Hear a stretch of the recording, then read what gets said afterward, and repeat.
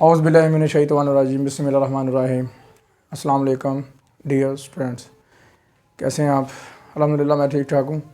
हम कर रहे हैं MTH 101 की सीरीज़, जिसका हम आज लेक्चर स्टार्ट करेंगे इंशाल्लाह 5, जिसमें हम पढ़ेंगे कि डिस्टेंस फार्मूला क्या चीज़ है और मिड पॉइंट फार्मूला क्या चीज़ है और इक्वेशन ऑफ सर्कल क्या चीज़ है। जनरल और स्टैंडर्ड फॉर्म उनकी पढ़ेंगे और रेडियस पढ़ेंगे कि किसी सर्कल का रेडियस और डायमीटर क्या चीज़ है।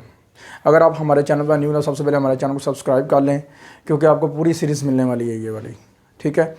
इससे पहले हमने कंप्लीट की है STA 301 की सीरीज़, वो भी आपके साथ वाले हैं या आपका कोई भी सब्जेक्ट है मतलब MTH के अलावा STA 301 का, तो वो आप गो थ्रू लाजमी करें। ये एक चैनल नहीं है, ये एक प्लेटफार्म है। तो प्लेटफार्म पे हर तरह का आपको लेक्चर अवेल करेंगे, लेकिन टाइम के साथ साथ, क्योंकि आसा डे बाय डे क्या कर रहे हैं, अपने चैनल को इम्प्रूव कर रहे हैं, टीचर हायर कर रहे हैं, इंस्ट्रक्टर हायर कर रहे हैं, लेक्चरार हायर कर रहे हैं। आस्ता डे बाय डे जो है ना, हम अपने चैनल को प्रमोट करेंगे और आपकी भी सपोर्ट हमें बहुत ज़्यादा चाहिए कि हमें आप ज़्यादा से ज़्यादा जो है ना सपोर्ट करें, हमारे चैनल को प्रमोट करें। और व्हाट्सअप ग्रुप पे और फेसबुक ग्रुप जो है ना, वो आपके जितने भी हैं सब में जो है ना हमारे लिंक को शेयर किया करें और अपने कैंपस में रिकमेंड करें कि आपको शॉर्ट लेक्चर अवेलेबल होंगे हर एक बुक के इंशाल्लाह। जी, लेक्चर स्टार्ट करते हैं।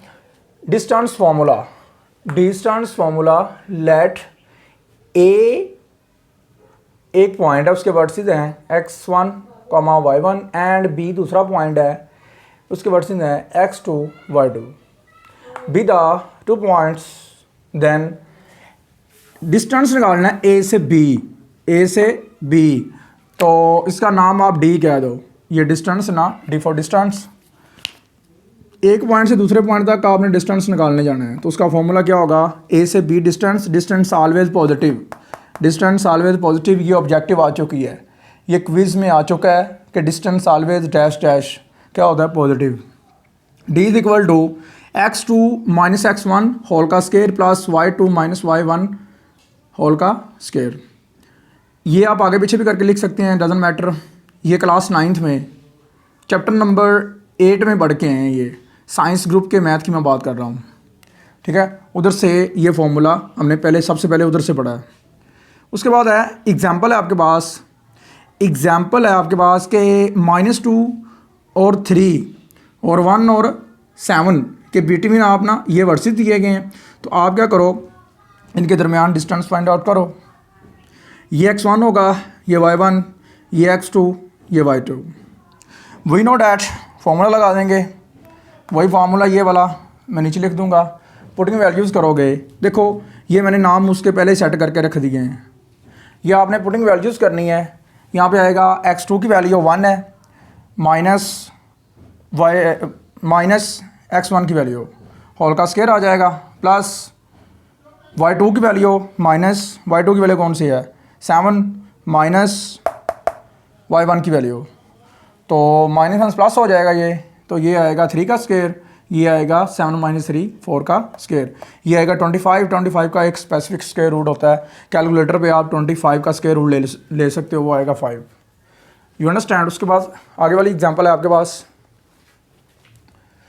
Show that the vertices. आपने शो करने हैं कि ये वर्टिसेस जो है ना ट्राइंगल के हैं, इसे वर्टिसेस से ट्राइंगल बनाई जा सकती है। तो सबसे पहले आपने क्या करना है, मैंने अपने पास से एक ट्राइंगल बना ली, ठीक है। मैंने क्या किया, अपने पास से एक ट्राइंगल बनाई, तो मैंने अपने पास से नाम दे दिया ए बी और ये सी दे दिया। उसके बाद क्या करना है, जिन्होंने उर्दू मीडियम इसे पढ़ा है उनको पता होगा कि जो 90 डिग्री, ये 90 डिग्री होता है, जो 90 डिग्री के सामने वाला जो ज़िला होता है, ये वाला ज़िला यहाँ साइड इंग्लिश में से कहते हैं, वो बच्चे होता है वितर। क्या होता है? वितर होता है, और इंग्लिश में उसे कहते हैं हाइपोटेनियस। और जो बिल्कुल इसके साथ होता है, डब्बी के साथ ऊपर को जा रहा होता है, वो होता है परपेंडिकुलर, यहाँ एल्टीट्यूड यहाँ परपेंडिकुलर, ठीक है ना, यहाँ परपेंडिकुलर कहते हैं, और उर्दू में से कहते हैं अमूद। क्या कहते हैं? अमूद कहते हैं। और जो बिल्कुल नीचे लेटा होता है वो होती है, इंग्लिश में आपको उसे कहते हैं बेस, और उर्दू में उसे कहते हैं कैदा। ठीक है, साइंस ग्रुप चैप्टर नंबर आपका है जी, चैप्टर नंबर 8 की बात हो रही है। ठीक है, और 10th क्लास में भी ये चीज़ पाई जाती है। वो चैप्टर नंबर आपका 7 science group, sine theta cos theta और टेन थीटा वाला ये चैप्टर है। सबसे पहले क्या करोगे आप, बी सी निकाल लो। वो मैंने निकाल लिया। बी सी क्या आपके पास हाइपोटेनियस, वही आपने डिस्टेंस फॉर्मूला लगाना है। सिंपल 7 - 1 कर देना, 7 - 1 होल का स्क्वायर आ गया।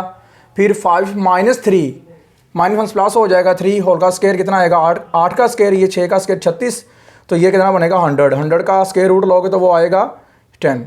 एंड उसके बाद देखो ज़रा, ए सी एल्टीट्यूड या परपेंडिकुलर अमूद को देख रहे हैं, तो एल्टीट्यूड को क्या करेंगे, ये थोड़ा सा मैंने टेढ़ा मेढ़ा करके लिख दिया है। ए से सी डिस्टेंस निकालना है, तो ए से सी कैसे करना है, ये देखें 4 - 7 6 - 5 6 - 5 और दोनों का स्क्वायर लेके अलग अलग प्लस लगा के आपने क्या करना, फार्मूले के हिसाब से स्क्वायर रूट ले लेना है। तो ये कितना आएगा 9, ये कितना आएगा 1, ये 10 हो गया। इसी तरह ये आपने क्या करना है, बेस का निकालना है। ए से बी या बी से ए कोई बात नहीं, एक ही चीज़ होती है। तो आपने क्या करना है 4 - 1, उसके बाद 6 - -3, तो -1 प्लस हो जाएगा, ये आएगा 3 का स्क्वायर और ये आएगा आपके पास 9 का स्क्वायर, तो ये आपके पास आएगा 90। यू अंडरस्टैंड ना, ये आपके पास 90 आएगा। इस तरह आपने नोट करना है, इस तरह, ठीक है ना जी। डियर स्टूडेंट्स, आगे देखते हैं कि पैथागोरस थ्योरम को यूज़ करते हुए आपने क्या निकालना है कि इसे देखना है कि ये जो गिवन आपको वर्सेस दिए गए हैं, आया कि ये वर्सेस जो दिए गए हैं ये एक ट्रायंगल के हैं कि नहीं, ठीक है ना, राइट एंगल ट्रायंगल के हैं कि नहीं, क्योंकि इसके अलावा अगर बात करें तो ऑब्लिक ट्रायंगल है और बहुत ज़्यादा ट्रायंगल्स हैं, लेकिन राइट एंगल ट्रायंगल का हमने यहाँ पे चेक करना है। वर्सेस हमेशा राइट एंगल ट्रायंगल के आपके सिलेबस में MTH 101 के अंदर। तो देखो ज़रा, बाय पैथागोरस थ्योरम हाइपोटेनियस का स्क्वायर मतलब कि ये होता है वितर का स्क्वायर इक्वल टू अमूद का स्क्वायर मतलब कि परपेंडिकुलर का ये एल्टीट्यूड का स्क्वायर प्लस कैदा का स्क्वायर मतलब बेस का स्क्वायर। तो ये आपने क्या किया था, हाइपोटेनियस निकाला था 10 का स्क्वायर, 10 आ गया, 10 का स्क्वायर हो गया, और ये आपने स्क्वायर रूट 10 निकाला था, तो ये आपका स्क्वायर हो जाएगा। फिर आप यहाँ पे वैल्यू पुट करोगे बेस की, तो बेस का स्क्वायर हो जाएगा। दोनों कट करोगे तो 10 + 90 100, ये 10 का स्क्वायर 100 आ गया। तो ये the which is true, so A B and C are vertices of triangle. समझ लगी बात की। अब आगे बढ़ने से पहले एक छोटी सी चीज़ है, वो मैं ज़रा करवा लेता हूँ आपको, वो करनी है पहले आपने।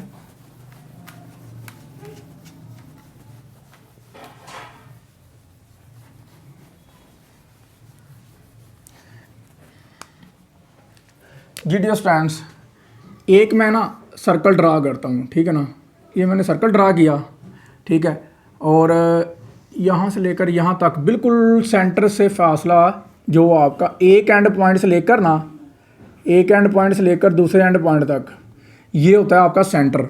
और यहाँ तक का जो डिस्टेंस होता है ना सेंटर, एक एंड पॉइंट से लेकर सेंटर तक का फासला, ये होता है आपका रेडियस। क्या होता है आपका रेडियस। और अगर पूरे की बात करें एक एंड पॉइंट से लेकर दूसरे एंड पॉइंट तक और सेंटर से गुजरे, तो वो होता है आपका डायामीटर। तो देखो एक डायामीटर के अंदर कितने रेडियस, 2 रेडियस हैं। इसका मतलब है आप कह सकते हो कि D = 2R। ये याद रखना है कि अगर आपको पेपर में दे देता है कि आप डायामीटर निकालो और रेडियस दे देता है तो 2 के साथ मल्टीप्लाई कर देना है, ठीक है ना। अगर आपको दे देता है कि डायामीटर है आपके पास 10, तो आप रेडियस निकालो तो 2 पे डिवाइड कर देना, तो वो आएगा आपके पास 5। तो इसका मतलब आपके पास 5 जो है ना वो रेडियस होगा। समझ लगी बात की। अब चलते हैं आगे। मिड पॉइंट फार्मूला, ये सिर्फ आपके सिलेबस में फार्मूले की बात की गई है कि मिड पॉइंट फार्मूला क्या है, mx, y = mx2 + x1 / 2, y2 + y1 / 2। समझ लगी बात की। ये यहाँ पर हम ये कह सकते हैं कि x = x2 + x1 / 2, y = y2 + y1 / 2, ये हो सकता है। हम ऐसे कह सकते हैं, देखो x और y की जगह पे उसकी वैल्यू पुट कर दी है, m वैसे ही साथ आ गया। तो इसकी एग्जांपल मैंने अपने पास से थोड़ी सी सेट की है, मतलब कि आपका कंसेप्ट क्लियर हो जाए कि आपने मिड पॉइंट निकालना है। ये एक पॉइंट है, दूसरा पॉइंट ये है, इन दोनों का मिड पॉइंट निकालना है। तो आपने क्या करना है, ये आपके पास x1 होगा, y1 होगा, ये x2, ये y, ठीक है ना, ये y2 होगा।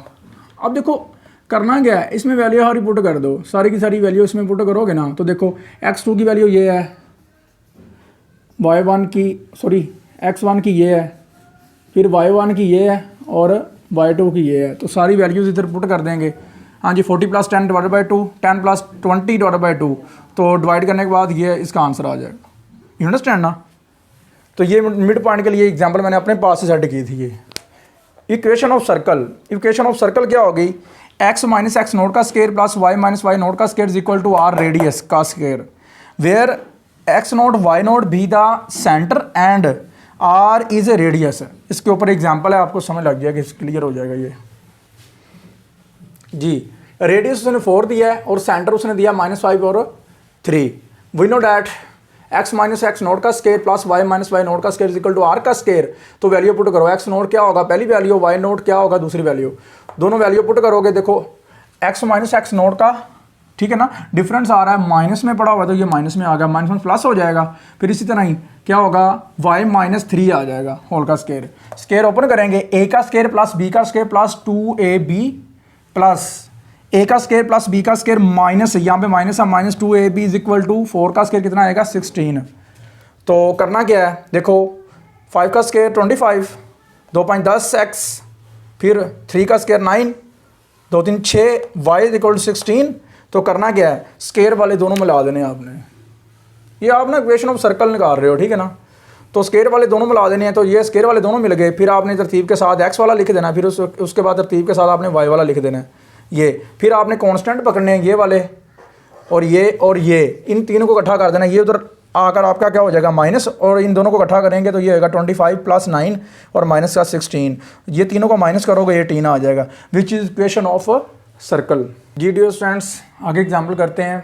एग्जाम्पल करने से पहले मैं थोड़ी सी आपको रिक्वेस्ट कर देता हूँ कि हर नमाज के बाद और जुमे की नमाज के बाद, और अल्लाह ताला आपको तौफीक दे कि उम्रे पर जाते हैं, आप हज पे जाते हैं, तो लाजमी मेरे लिए और मेरी फैमिली के लिए दुआ किया करें। स्पेशली मेरी फैमिली का नाम लेकर मेरे नाम के साथ जोड़ के उनके लिए दुआ किया करें। मामा पापा बहन भाइयों के लिए और मेरे लिए स्पेशल दुआ किया करें, ठीक है ना जी। बढ़ते हैं आगे। हाँ जी, सबसे पहले देखें उसने क्या किया है, उसने आपको पॉइंट्स दे दिए हैं, रेडियस नहीं दिया, रेडियस आपने निकालना है। ये सेंटर है, ये पॉइंट्स हैं, ठीक है ना। ये पॉइंट्स वो वाले हैं जहाँ से आपका सेंटर गुजरता है। तो देखो मैंने एक सर्कल ड्रा किया, देखो एक सर्कल ड्रा किया, ये सेंटर है, ठीक है ना, ये पॉइंट्स हैं। अब देखो इस पॉइंट से लेकर यहाँ तक का फासला जो होगा वो क्या होता है, रेडियस है। इन दोनों का डिस्टेंस निकाल लो, तो डिस्टेंस फार्मूला लगाओ 4 - 1 का स्क्वायर प्लस 2 - 2 का स्क्वायर आ जाएगा। तो देखो ये कितना आएगा, 3 का स्क्वायर कितना आएगा, और ये देखो -1 प्लस कितना आएगा, ये होगा 4।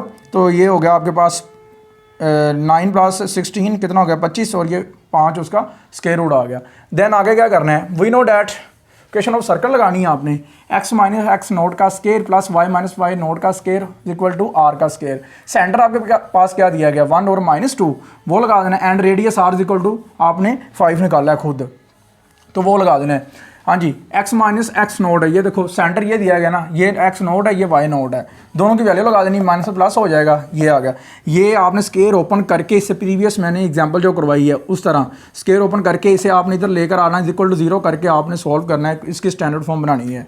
आगे है मज़े की चीज़ें हैं, ये पेपर में आ चुकी हैं ऑब्जेक्टिव में, ठीक है ना, क्विज़ में पूछी जा चुकी हैं, तो ये लाजमी आपने अच्छे से ध्यान से देखनी है। इक्वेशन ऑफ सर्कल, ठीक है ना, इक्वेशन ऑफ सर्कल, आपके पास इक्वेशन ऑफ सर्कल ये वाली पड़ी है, तो इसका आपने सेंटर बताना है और इसका आपने रेडियस बताना है। तो देखो ज़रा, स्टैंडर्ड फॉर्म होती है x - x नोट का square plus y - y naught का square is equal to r का स्क्वायर। तो देखो -x नोट -y नोट -2 है, -2 है, तो ये देखो ये x नोट की वैल्यू आ जाएगी, माइनस नहीं आएगी, माइनस के साथ समझ लो माइनस कट गया, ये लो, तो ये x naught is equal to 2 आया, एक होगी बात। दूसरा देखो y naught -y naught is equal to, इधर देखो कौन सी है, -5 है, तो ये दोनों कट गए, तो क्या आया y naught is equal to कितना आएगा, यहाँ पे आपका उधर से देखा मैंने 5, तो ये 5 आ गया। समझ लगी बात, जिसका मतलब आपका सेंटर जो बनेगा ना वो बनेगा 2 और 5, 2 और 5 सेंटर बनेगा, 2 और 5 सेंटर बनेगा। अब रह गया रेडियस, आर के ऊपर क्या स्क्वायर है, तो 9 को हम कैसे लिख सकते हैं, 3 का स्केयर, तो ये तो बन गया r, ठीक है ना। तो इट मीन ये स्केयर के साथ स्केयर कट गया, तो r इज इक्वल टू क्या आ गया, 3 आ गया। ये लो, उसके बाद नीचे वाली देखो ज़रा, x + 7, ठीक है ना, होल का स्केयर है, प्लस y + 1 का स्केयर इज इक्वल टू 16। ये तो बन गया ना सीधा सीधा 4 का स्केयर, रेडियस इसका आ गया 4। ये बात तो क्लियर है ना। उसके बाद अगर ये बात देखें तो इसे हम ऐसे लिख सकते हैं ना, x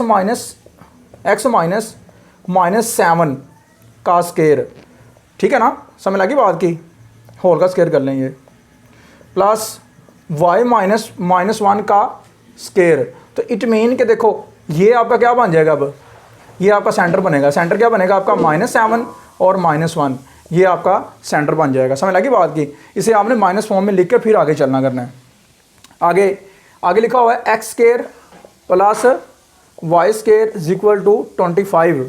तो देखो इसे हम ऐसे लिख सकते हैं, x - 0 का स्केयर प्लस y - 0 का स्केयर इज इक्वल टू 5 का स्केयर। तो ये तो हो गया radius, r is equal to 5 आ गया। एक बात होगी, तो सेंटर आप देखो, माइनस को नहीं देखना 0 और माइनस को नहीं देखना 0, तो सेंटर आपका क्या बनेगा 0,0।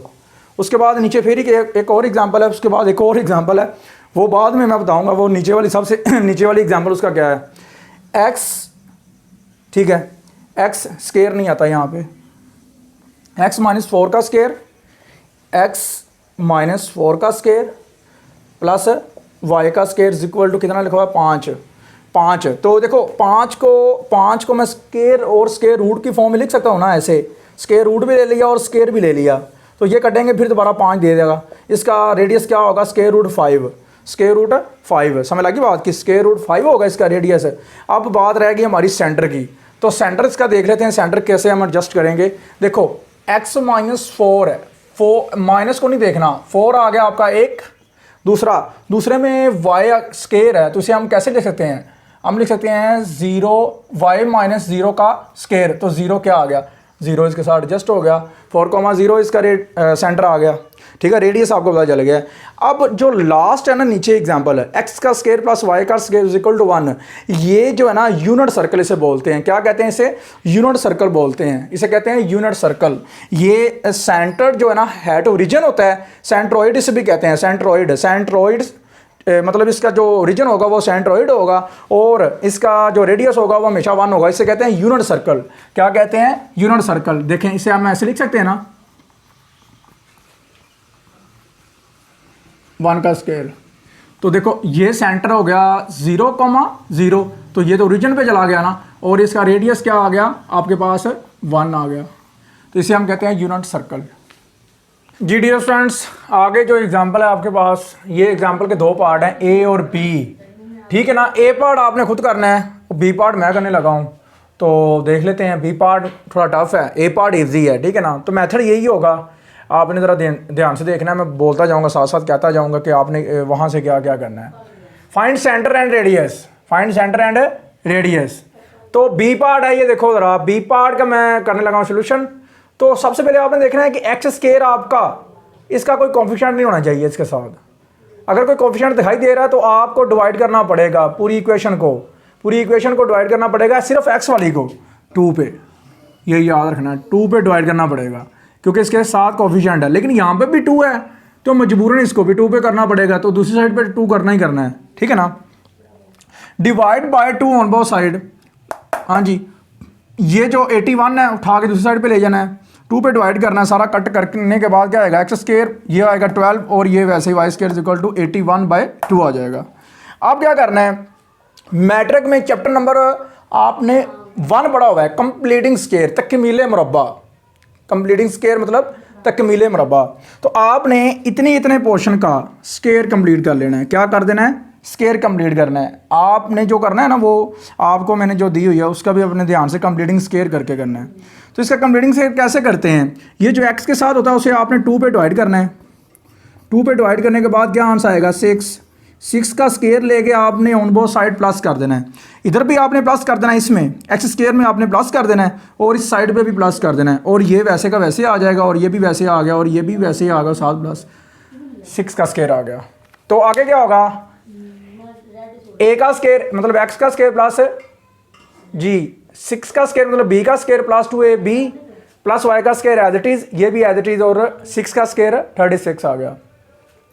ये क्या स्केयर कंप्लीट हो गया। मुरब्बा लग रहा है, देखें यहाँ पे फॉर्मूला लग रहा है ए प्लस बी का होल का स्केयर प्लस वाई का square is equal to LCM लोगे तो क्या आएगा, इसे 2 के साथ मल्टीप्लाई कर दो 72 आ जाएगा और डिवाइडेड बाय 2 इसका एलसीएम आ गया। एंड देन क्या करोगे, देन आपके पास ये वैसे आ जाएगा और ये वैसे आ गया। अब देखो करना क्या है, यहाँ पर मैंने स्केयर इंट्रोड्यूस करवाना है तो आपने स्केयर रूट भी ले लेना और स्केयर भी ले लेना है, तो ये आपके पास वैसे आ जाएगा।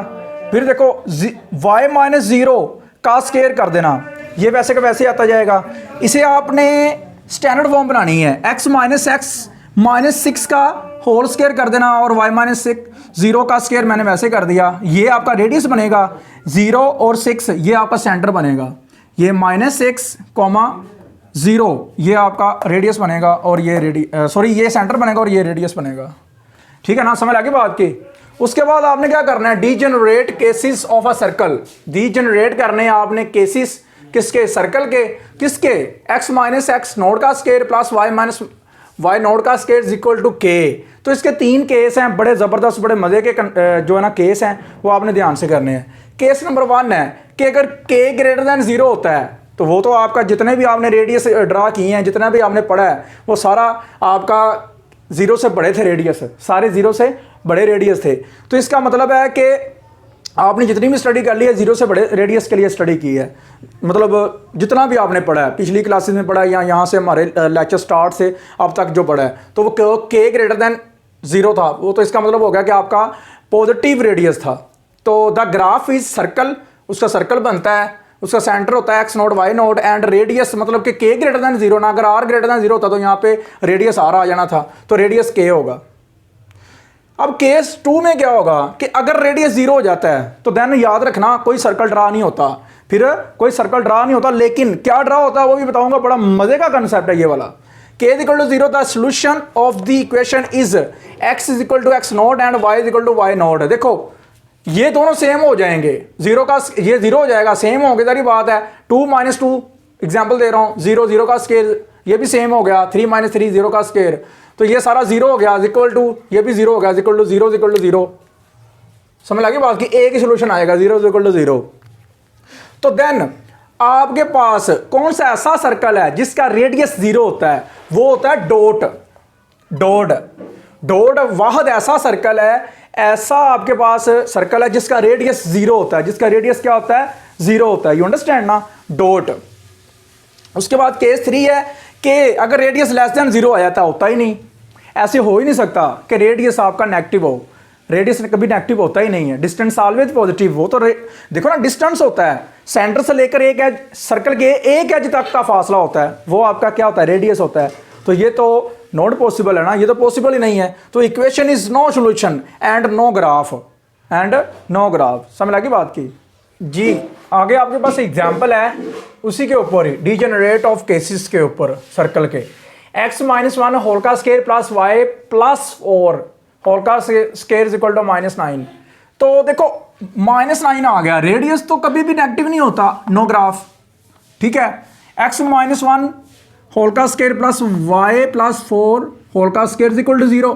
रेडियस 0 किसका होता है, एक डॉट का, तो इसका मतलब है इसका भी आप सर्कल ड्रा नहीं कर सकते, लेकिन एक वैल्यू आपके पास जरूर है, सिर्फ वैल्यूज निकलेंगी। वो कौन सी, ओनली वैल्यूज ऑफ सेंटर 1, -4। ठीक है, एंड हैज नो रेडियस।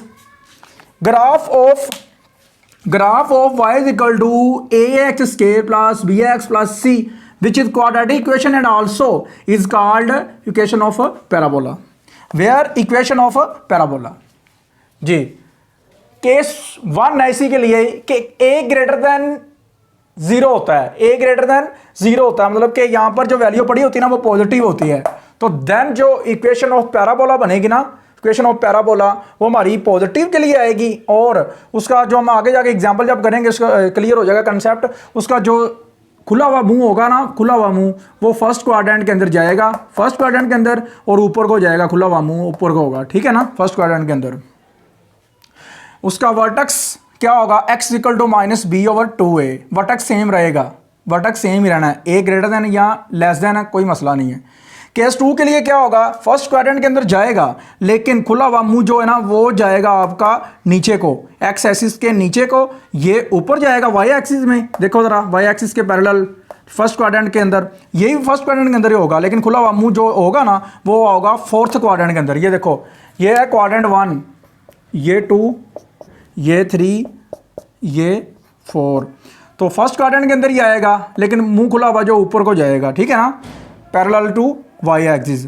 तो ये होगा खुला हुआ मुंह फोर्थ क्वाड्रेंट की तरफ जाएगा, फोर्थ क्वाड्रेंट की तरफ। समझ लगी बात की, ये आपने याद रखना है कब, जब ए लेस देन 0 होगा, ए ग्रेटर देन 0, ए लेस देन 0 जी। उसके बाद देखें फाइंड आउट करना, आपने ग्राफ ड्रा करना है पैराबोला का और आपने वर्टेक्स जो है ना इसका फाइंड आउट करना है।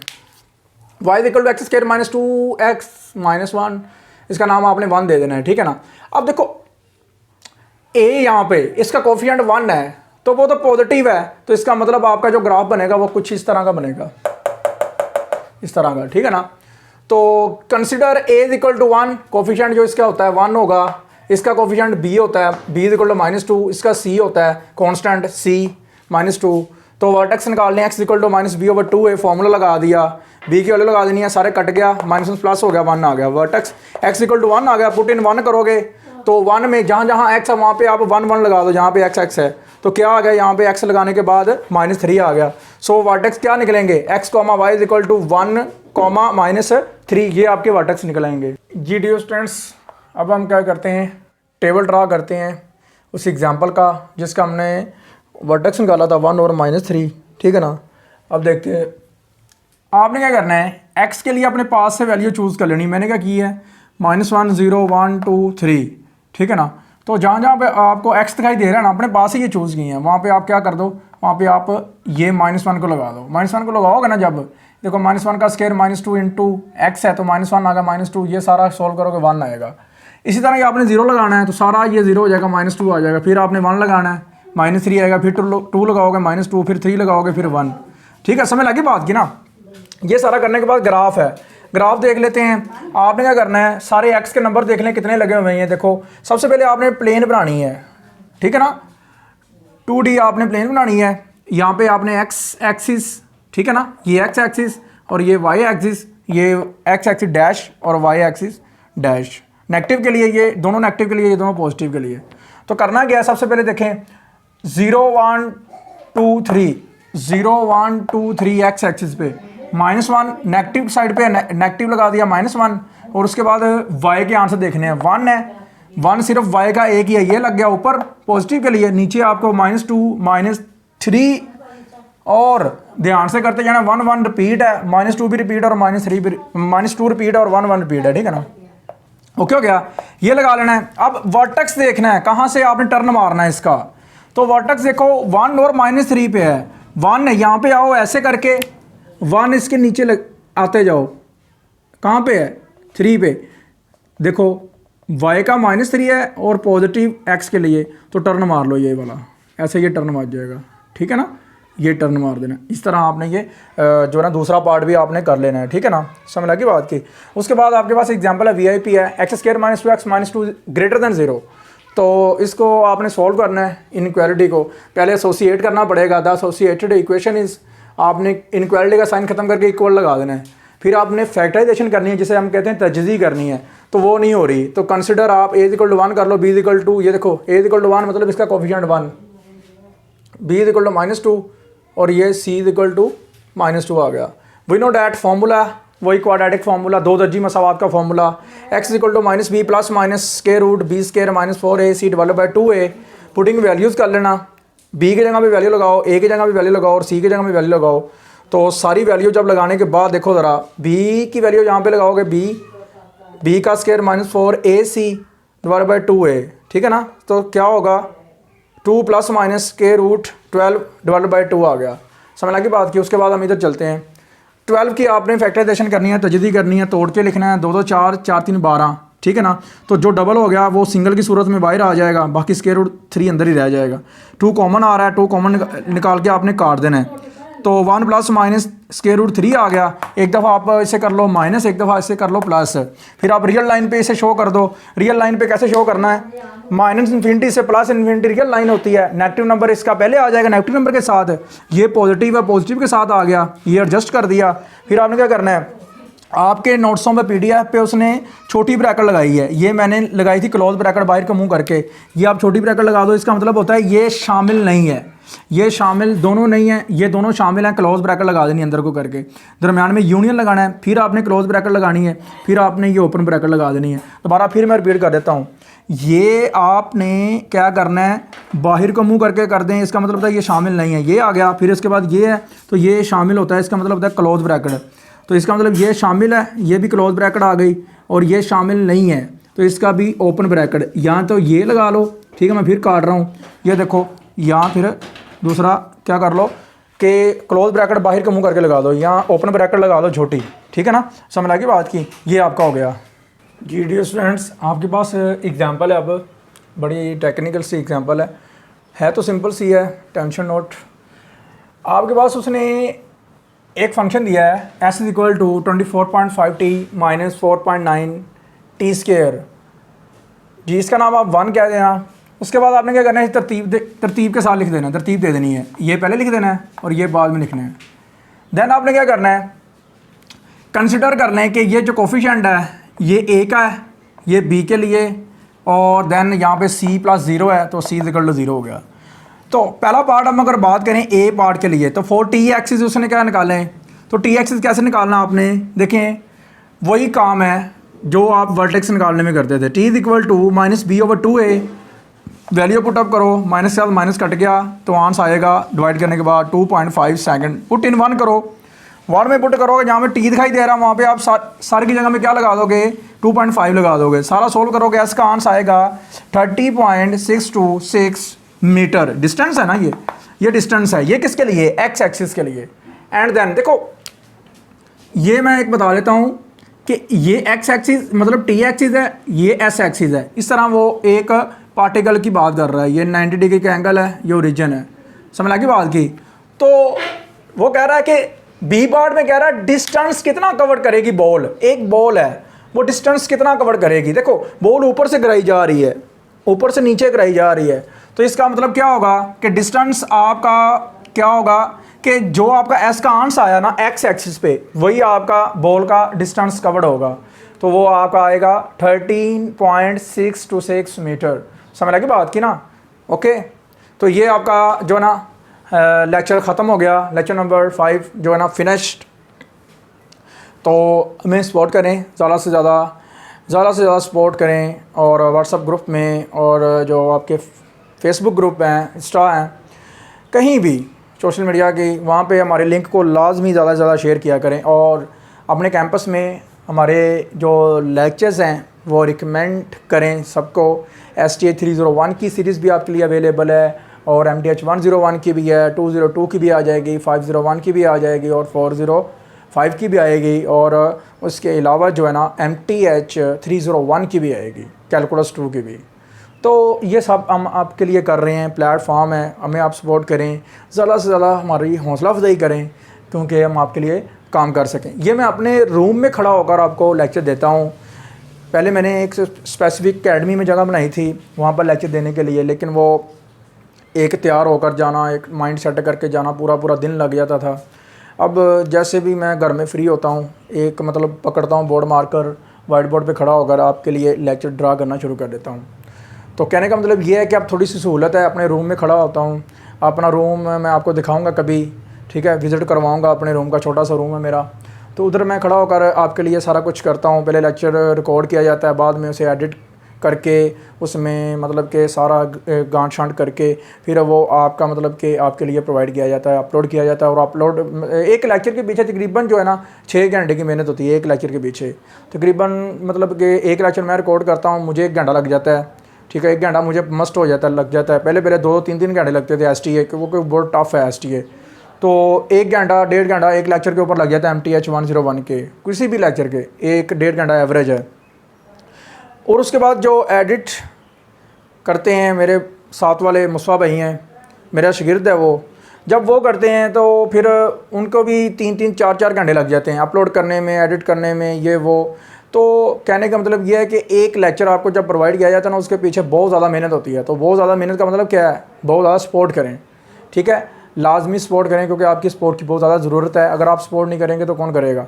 तो आप अपने जो न्यू बहन भाई हैं, पहले सेमेस्टर में आपके जो पढ़ रहे हैं, आए हैं, वो उनको आप रिकमेंड करें कि 101 का लेक्चर यहाँ से करें, क्योंकि आपको बहुत ज़्यादा जो है ना इधर से नॉलेज मिलने वाला है और बहुत ज़्यादा शॉर्ट लेक्चर है। ओके, अल्लाह हाफिज़।